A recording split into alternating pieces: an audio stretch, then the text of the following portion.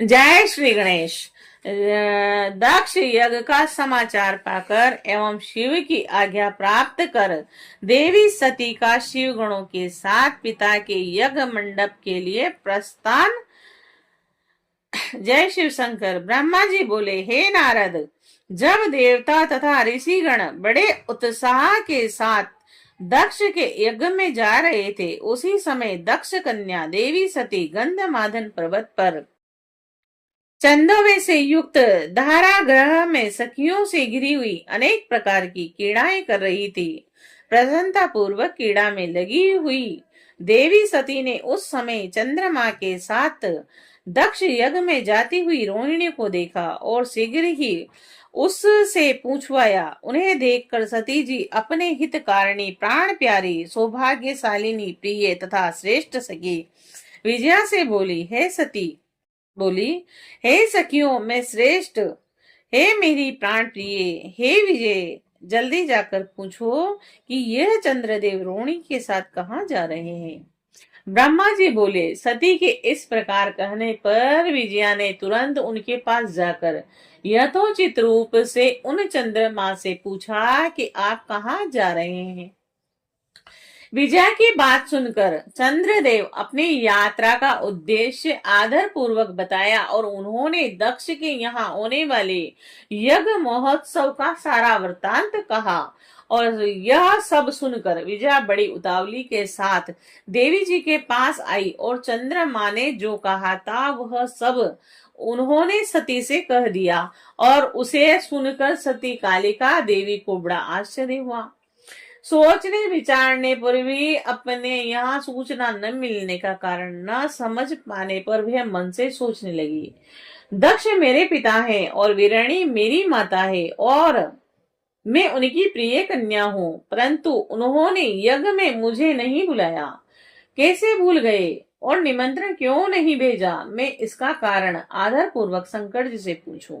ऐसा विचार कर सती ने शंकर जी के पास जाने का निश्चय किया और इसके अंतर दक्ष पुत्री सती अपनी प्रिय सखी विजया को वहीं बैठा कर शिव जी के पास शीघ्र गई और उन्होंने शिव जी को सभा के मध्य में अनेक गणों, नंदी आदि महावीरों तथा प्रमुख युद्धपतियों के साथ बैठे हुए देखा और वे अपने पति सदाशिव ईशान को देखकर उस कारण को पूछने के लिए शीघ्र उनके पास पहुंच गई।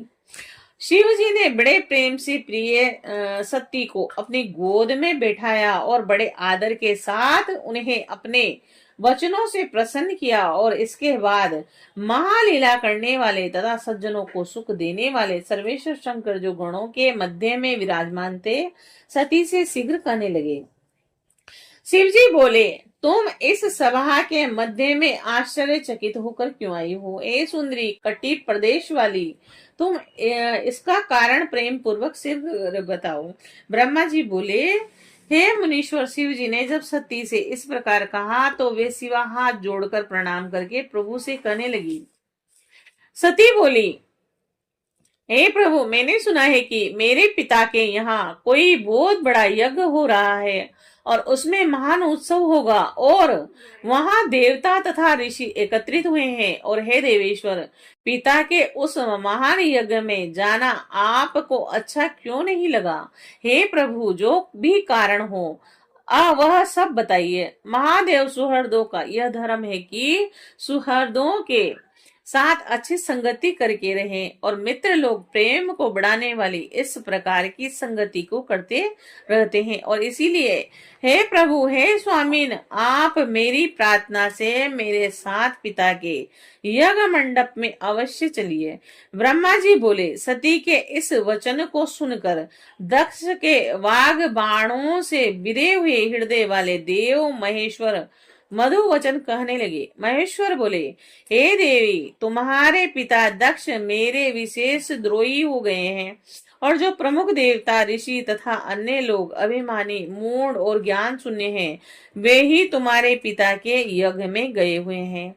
और हे देवी, जो लोग बिना बुलाए दूसरों के घर जाते हैं वे वहां आदर नहीं पाते और जो मृत्यु से भी बढ़कर होता है, चाहे वो इंद्र ही क्यों न हो, बिना बुलाए दूसरे के घर जाने पर लघुता ही प्राप्त होगी और फिर दूसरे की बात ही क्या।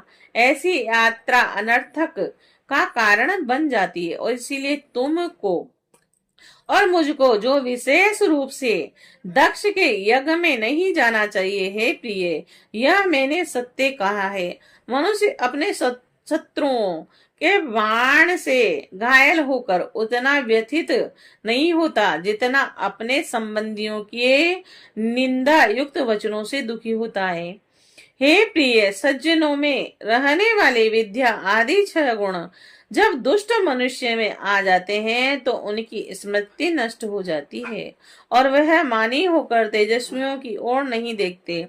ब्रह्मा जी बोले, महात्मा महेश्वर के इस प्रकार कहने पर सती वाक्य वेताओं में श्रेष्ठ भगवान शंकर से रोष पूर्वक कहने लगी।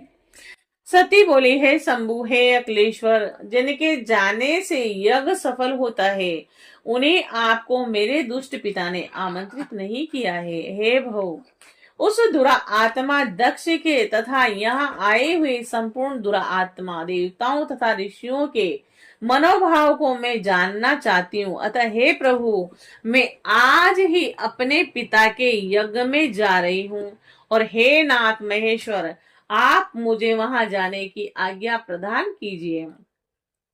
ब्रह्मा जी बोले, उन देवी के इस प्रकार कहने पर सर्वज्ञ सर्वद्रष्टा सृष्टिकर्ता एवं कल्याण स्वरूप साक्षात भगवान रुद्र सती से कहने लगे।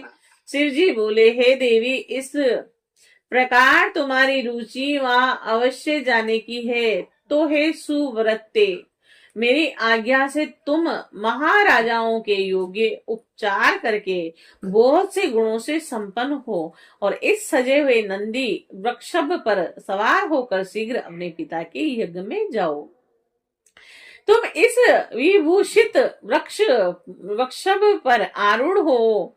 तब रुद्र के इस प्रकार आदेश देने पर सुंदर आभूषणों से अलंकृत तथा सब साधनों से युक्त हो देवी सती पिता के घर की ओर चली और परमात्मा शिव ने उन्हें सुंदर वस्त्र, आभूषण, परम उज्जवल छत्र, चामर आदि महाराजोचित उपहार दिए और भगवान शिव की आज्ञा से 60,000 रुद्रगण भी बड़ी प्रसन्नता और महान उत्साह के साथ कौतूहल पूर्वक सती के साथ गए और उस समय वहां यज्ञ में सभी और महान उत्सव हो रहा था और वामदेव के गणों ने शिव प्रिया सती का भी उत्सव मनाया और महावीर तथा शिव प्रिय वह गण कौतूहल पूर्ण कार्य करने तथा सती और शिव के यश को गाने लगे और बलपूर्वक उछल कूद करने लगे और जगदम्बा के यात्रा काल में सब प्रकार के महान शोभा हो रही थी और उसी समय जो सुखद